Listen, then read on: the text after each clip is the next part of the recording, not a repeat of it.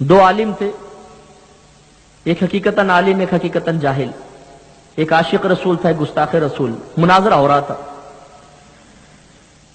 کافی دن تک مناظرہ چلتا رہا، کسی کو فتح نہ ہوئی۔ 6-7 دن گزر گئے۔ اب وہ جو عالم عاشق رسول تھے یہ رات میں کمرے میں بیٹھے مطالعے کے لیے، اگلے دن پھر مناظرہ تھا، تو سر پکڑ کے بیٹھ گئے، اللہ کی بارگاہ میں فریاد کی، رب کریم اتنے دلائل دے رہا ہوں، یہ قائل ہی نہیں ہوتا، کچھ کرم فرما۔ پھر اللہ نے کرم فرما دیا، اس رات مطالعہ ہی نہیں کیا، آرام سے سو گئے۔ صبح اٹھے، مناظرے کی جگہ پر پہنچے، گستاخ رسول سامنے آیا، آپ نے فرمایا آج فقط ایک سوال ہوگا تو اس کا جواب دینا۔ اس نے کہا پوچھو۔ ان عالم صاحب نے سوال کیا کہ پہلے فرمایا کہ خدا کی قسم 6-7 دن سے تیرے ساتھ مناظرہ ہو رہا ہے، میں جب یہاں سے جاتا ہوں قرآن سے وہ آیات نکالتا ہوں جس سے نبی کی عظمت واضح ہو جائے، جس میں نبی کے فضائل ہوں، نبی کے کمالات ہوں، وہ حدیثیں پڑھتا ہوں جس سے نبی کی شان میں اضافہ ظاہر ہوتا ہے، بزرگوں کے وہ اقوال ڈھونڈتا ہوں جس سے نبی کی شان واضح ہوتی ہے۔ دیانتداری کے ساتھ بتا تو 6-7 دن سے کیا کر رہا ہے؟ کیا تو قرآن سے وہ آیات ڈھونڈ ڈھونڈ کے نہیں نکال رہا جس سے نبی کی عظمت کم ہو جائے؟ کیا وہ تو حدیثیں نہیں نکال رہا جس سے کسی بھی طریقے سے نبی کی ذات بے عیب نظر آئے؟ کیا تو وہ قول نہیں ڈھونڈ رہا جس سے ثابت ہو جائے کہ نبی کو کچھ نہیں دیا گیا؟ اس گستاخ رسول کے دل پر یہ بات لگی، کہنے لگا خدا کی قسم تو نے سچ کہا، میں تو تنقیدی پہلو ڈھونڈتا رہا، 6-7 دن نبی کی ذات میں عیب تلاش کرتا رہا۔ پھر اس نے کلمہ پڑھا اور مسلمان ہو گیا۔ تو خدا کی قسم یہ بہت بڑی بدبختی ہے کہ انسان قرآن پڑھے تو ذہن یوں گردش کرے کہ نبی کو کیا نہیں ملا، کیا نہیں دیا۔ حدیث پڑھے تو کہہ دیکھا نبی کو یہ کیا، اگر علم ہوتا تو یوں نہ کرتے، علم ہوتا تو یہ نہ بتا دیتے، علم ہوتا تو یوں نہ کر لیتے، عیب نکالے۔ یہ بدبختی ہے، خدا کی مار ہے جو میدان محشر میں ظاہر ہوگی۔ اور میں نے تو عموماً مشاہدہ کیا ہے کہ جو گستاخی رسول کرتا ہے سب سے بڑی علامت یہ ہے کہ اس کے چہرے پہ پھٹکار ہوتی ہے۔ چہرے پہ داڑھی بھی ہوگی لیکن ایسا منحوس چہرہ کہ دیکھ کر الٹی آنے لگ جاتی ہے۔ یقین کیجئے کراہت آتی شدید، یہ اللہ نے ایک لعنت چہرے پہ رکھ دی ہے۔ گستاخ رسول کی لعنت سب سے پہلے یہاں ظاہر ہوگی، اور پھر قبر کھود کر دیکھیے، ہمارے اکابرین فرماتے ہیں خدا کی قسم اس کا چہرہ سور یا کتے کی شکل میں بدل دیا گیا ہوگا۔ ان پہ جو منکشف ہوا، گستاخ رسول کی موت بڑی دردناک ہوتی ہے، بڑی ذلت والی موت مرے گا۔ آخر مقابلہ کس سے کر رہا ہے؟ چیلنج کس کو دیا ہے؟ اعلان جنگ کس کے خلاف کیا ہے؟ نبی کے نہیں، اللہ کے خلاف۔ اللہ تعالیٰ اپنے نبی کی شان میں ذرہ برابر گستاخی پسند نہیں کرتا۔ یا ایھا الذین آمنوا لا تقولوا راعنا وقولوا انظرنا واسمعوا وللکافرین عذاب علیم۔ آپ نے حدیث سنی، آیت سنی ہوگی، اے ایمان والو ان نبی کی بارگاہ میں راعنا مت کہو، بلکہ یوں کہو یا رسول اللہ ہم پہ نظر کرم فرمائیے۔ اور پہلی غور سے سنو، کافروں کے لیے دردناک عذاب ہے۔ شان نزول کیا ہے؟ یہودی بارگاہ رسالت میں بیٹھتے تھے، جب سرکار کلام فرماتے تو صحابہ کرام کہتے راعنا یا رسول اللہ۔ راعنا کا مطلب یا رسول اللہ ہماری رعایت فرمائیے، ہمارا مزید خیال فرمائیے، یہ بات سمجھ میں نہیں آ سکی اور آسان کر دیجئے۔ یہودی بھی راعنا کہتے یا راعنا یا رسول اللہ، اور ان کی لغت میں راعنا کا مطلب ہوتا تھا ہمارے چرواہے، ہماری بکریاں چرانے والے تنزیہ، گستاخی کے ساتھ کہتے تھے۔ حضرت سعد رضی اللہ تعالیٰ عنہ یہود کی لغت پر واقف تھے۔ ایک دن ایک یہودی نے کہا تو گدی پکڑ لی، فرمایا خبردار جو آئندہ تو نے لفظ کہا تیری گردن اتار دوں گا۔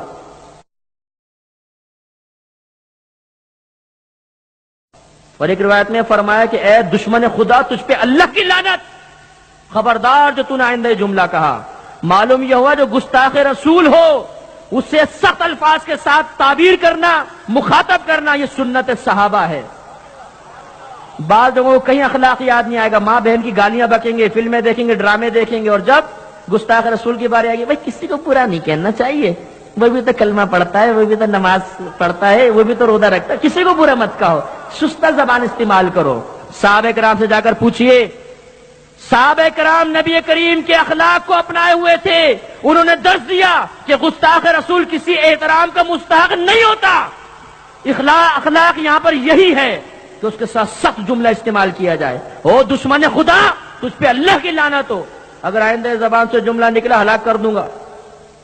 یہودی نے کہا مجھے منع کر رہے ہو، تمہارے اپنے مسلمان بھی تو کہتے۔ بہت شدید حملہ تھا میرے پیارے بھائیوں، بہت شدید حملہ ہے، واقعی یہ جملہ ہمیں جھنجھوڑ کے رکھ دیتا ہے۔ تم اپنے مسلمانوں کو بھی تو منع کرو، وہ بھی تو کہتے ہیں۔ آج نبی کے حکم کو ٹالنے والے مسلمان ذرا توجہ کرو، اگر کسی کافر کو کہیں گے اسلام قبول کر لے، وہ جواب میں کہہ دے پہلے اپنے مسلمانوں کو سمجھاؤ کہ نبی کی بات تو مان لے، کیا جواب دیں گے؟ حضرت سعد رضی اللہ تعالیٰ عنہ خاموش ہو گئے، دلیل پاورفل تھی، سرکار کی بارگاہ میں رنجیدہ آئے، سرکار نے فرمایا سعد کیا بات ہے؟ معاملہ عرض کیا، سرکار نے خاموش ہو کے نگاہیں جھکائی، یہ آیت نازل ہو گئی، یا ایھا الذین آمنو، اے ایمان والو، لا تقولوا راعنا، آئندہ یہ راعنا کا لفظ بھی مت کہو، وقولوا انظرنا، بلکہ اب انظرنا کہو، یا رسول اللہ ہم پہ نظر کرم فرمائیے، واسمعوا، اور پہلے ہی غور سے سنو تاکہ تمہیں انظرنا کہنا بھی نہ پڑے، اور آخر میں حکم دے دیا۔ مفسرین فرماتے ہیں آخر میں فرمایا وَلِلْكَافِرِينَ عَذَابٌ عَلِيمٌ، اس سے ثابت ہوا کہ اگر کسی نے ادنا سی بھی گستاخی کی تو وہ کافر ہو جائے گا۔ میں ایک مرتبہ جدہ ایئرپورٹ پہ بیٹھا ہوا تھا، ایک شخص ملا، اور یہ میں کوئی گھڑ کے واقعے نہیں سنا رہا ہوں، مقررین بعض اوقات ایسی باتیں بنا کے بھی سنا دیتے ہیں مزہ پیدا کرنے کے لیے، تو سچا واقعہ بتا رہا ہوں، مقررین پہ تنقید بھی مقصود نہیں، لیکن یہ ضرور عرض ہے کہ بعض اوقات نبی کی طرف بھی ایک غلط روایت منسوب کر دی جاتی ہے مزہ پیدا کرنے کے لیے، میں نے خود سنی ہے، اس سے اجتناب لازم ہے۔ تو ایسی بات چلی تو کہنے لگا، ایک مشہور آدمی کا نام لیا، آپ اس کے بارے میں کیا کہتے ہیں؟ میں نے کہا اس نے کفری عبارت لکھی ہے اور اس کو بہت سمجھایا گیا لیکن وہ نہ مانا، تو اس پہ حکم کفر ہے۔ کہنے لگا کہ بھائی آپ ایک عبارت لے کر بیٹھ گئے، کیا اس نے قرآن کی تفسیر پہ کام نہیں کیا؟ کیا اس نے حدیث پر کام نہیں کیا؟ کیا اس نے اخلاقیات کا درس نہیں دیا؟ کیا وہ ساری زندگی دین کی خدمت نہیں کرتا رہا؟ تم سب چیزیں فراموش کر کے ایک عبارت کو لے کر بیٹھ گئے؟ میں نے کہا ذرا دیانتداری کے ساتھ مجھے ایک جواب دیجیے گا۔ ایک شخص آپ کے والد کے پاس آیا اور ان کی تعریفیں شروع کر دیں، 1 گھنٹے تک تعریفیں کرتا رہا، آخر میں ماں کی ایک موٹی سی گالی دے دی، تو آپ 1 گھنٹے کی تعریفوں کو دیکھیں گے یا اس ماں کی گالی کو دیکھیں گے؟ اور وہ کچھ نہ بول سکا، بہت چنگا ہو گیا، تو بھائی گستاخی پکڑی جاتی ہے، اتنا سارا کا کمال کیا، ایک گستاخی ہوگی سب ختم۔ شیطان نے کیا کیا تھا؟ 80,000 برس تک اللہ کی عبادت کرنے والا، فرشتوں سے زیادہ عالم، فرشتوں کے ساتھ آسمان پر رہنے والا، اللہ کا انتہائی مقرب، جب حکم ہوا آدم کو سجدہ کرو، عقل استعمال کی، توحید کا منکر نہیں تھا، نمازوں کا انکار نہیں کرتا تھا، اللہ تبارک و تعالیٰ کو معبود مانتا تھا، لیکن تعظیم نبی کا منکر ہوا۔ آدم کو کیوں سجدہ کروں؟ میں تجھے کروں گا، میں اس سے افضل ہوں، تو نے آدم کو مٹی سے پیدا کیا، مجھے آگ سے پیدا کیا۔ اللہ تعالیٰ نے کیا فرمایا؟ ابا واستکبر وکان من الکافرین، اس نے انکار کیا، تکبر کیا، اور ان کا کافروں میں سے ہو گیا، کفر کرنے والوں میں سے ہو گیا۔ معلوم یہ ہوا نمازیں اپنی جگہ، روزے اپنی جگہ، ماتھے پہ نماز کے بڑے بڑے نشان ڈال لینا یہ اپنے مقام پر، جب تک تعظیم نبی نہیں ہوگی کچھ بھی اللہ کی بارگاہ میں مقبول نہیں۔ ایک بھی گستاخی ہوئی سب ختم۔ اللہ تبارک و تعالیٰ بڑا بے نیاز ہے، وہ عبادتوں کا محتاج نہیں، وہ نمازوں کا محتاج نہیں، وہ روزوں کا محتاج نہیں، فرشتے عبادت کرنے کے لیے کافی ہیں۔ خود قرآن کہہ رہا ہے بعض فرشتے قیام کی حالت میں ہیں، بعض ہمیشہ رکوع کی حالت میں ہیں، بعض ہمیشہ سجدے کی حالت میں ہے۔ خود قرآن کہہ رہا ہے پوری کائنات میں کوئی شے ایسی نہیں جو اپنے رب کی سراتی ہوئی پاکی نہ بولے، ہر شے ذکر کر رہی ہے، وہ ہمارا محتاج ہے۔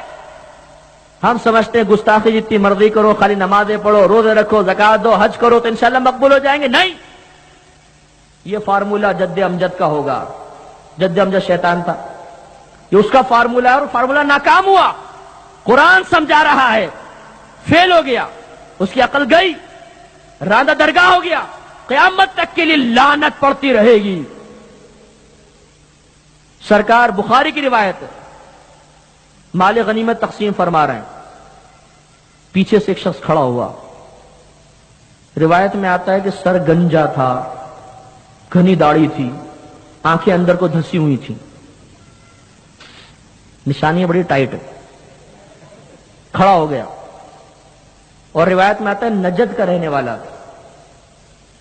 اس میں منصوب استعمال کریں تو نجدی تھا. کہنے لگا اے محمد انصاف سے کام لو. ہمارے نبی کو نام سے ایک تو مخاطب کیا، محمد انصاف سے کام لو. نبی کریم صلی اللہ علیہ وسلم کے چہرے انور پہ جلال کے آثار نمایاں ہوئے. فرمایا اگر محمد انصاف نہیں کرے گا تو کون انصاف کرے گا؟ پوری کائنات میں محمد سے زیادہ کوئی انصاف کرنے والا نہیں.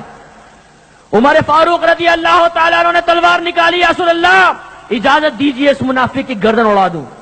معلوم ہوا کہ جو نبی پہ تنقید کرے وہ منافق ہے اور لائق سزا ہے.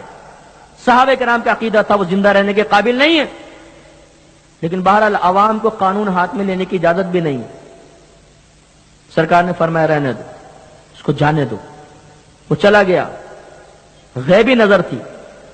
سرکار نے فرمایا اس کی نسل سے ایسے لوگ نکلیں گے جو اتنی کثرت سے نمازیں پڑھیں گے کہ تم اپنی نمازوں کو ان کی نمازوں کے مقابلے میں حقیر جانو گے. اتنی کثرت سے قرآن پڑھو گے کہ تم اپنے قرآن کو ان کے مقابلے میں کمتر تصور کرو گے. لیکن یہ اسلام سے ایسے خارج ہو جائیں گے جیسے تیر کمان سے نکل جاتا باہر. تو معلوم یہ ہوا کہ یہ کہنا کہ جی وہ کلمہ تو پڑھتا ہے، جو نماز تو پڑھتا ہے، روزہ تو رکھتا ہے، پھر برا کیوں؟ مسلمان تو ہے. نہیں، اگر کوئی گستاخی رسول واقعی گستاخی رسول کرے گا، واقعی گستاخی رسول ہوگا تو اسلام رہا کہاں؟ پھر اس کی نماز نہیں ہے، یہ اٹھک بیٹھا کے کوئی فائدہ نہیں. عقیدہ اور ایمان مضبوط ہونا چاہیے. لہذا میرے پیارے بھائیو، قطعاً کبھی بھی نبی کریم صلی اللہ علیہ وسلم کی شان میں ادنا سی بھی گستاخی نہ ہونے پائے. کسی کو ایسے کو دوست مت بنائیے کہ جس کے بارے میں ذرہ برابر گمان ہو کہ یہ نبی کے کمالات کا انکار کرنے والا ہے. کبھی بھی مت کیجیے گا، رسک مت لیجیے گا یہ سوچنا کہ جی میں کوئی کرتا ہوں، چلو یہ کرتا ہے لیکن ہم دوست ہیں. نہیں، ہماری دوستی، ہماری دشمنی فقط اللہ اور اس کے رسول کے لیے ہے. نبی کریم صلی اللہ علیہ وسلم نے ارشاد فرمایا اس وقت تک تمہارا ایمان کامل نہیں ہوگا جب تک تمہاری دوستی، تمہاری دشمنی، تمہارا لینا اور تمہارا دینا اللہ تبارک و تعالیٰ کی رضا اور محبت کی خاطر نہ ہو. ایمان کامل اس طرح ہی ہوتا ہے. سرکار نے جب اعلان نبوت فرمایا، باپ ایمان لے آیا، بیٹا نہیں لایا تو باپ نے کہا بیٹا سب سے بڑا دشمن. باپ ایمان نہیں لایا، بیٹا ایمان لے آیا تو بیٹے نے کہا یہ سب سے بڑا دشمن. نبی کی محبت سب سے پہلے، نبی کی عظمت سب سے پہلے. میدان محشر میں ماں نہیں بچائے گی، باپ نہیں بچائے گا، اللہ کے نبی اپنے دامن رحمت میں لیں گے. لہذا میرے پیارے بھائیو، اپنے نبی سے تعلق مضبوط کیجئے، ان کے قریب آئیے. اور یہ تعلق کی مضبوطی فقط نعت خوانی تک نہ رہے، صرف اجتماعات تک نہ رہے، صرف نعروں تک نہ رہے، احکامات کی پیروی بھی ہونی چاہیے. کبھی اپنے نبی کے احکامات کو معمولی مت سمجھیے گا، کمتر سمجھ کے نظر انداز مت کیجیے گا، یہ بری بات ہے. ہم غلامی کا دعویٰ کرتے ہیں، نبی کے غلام ہیں، تو پھر آقا کا کہنا بھی ماننا ہوگا. وہ غلام نافرمان غلام کہلاتا ہے اور لائق سزا ہوتا ہے جو اپنے آقا کا کہنا نہ مانے. کم از کم میں گزارش کروں گا کہ 5 وقت نماز با جماعت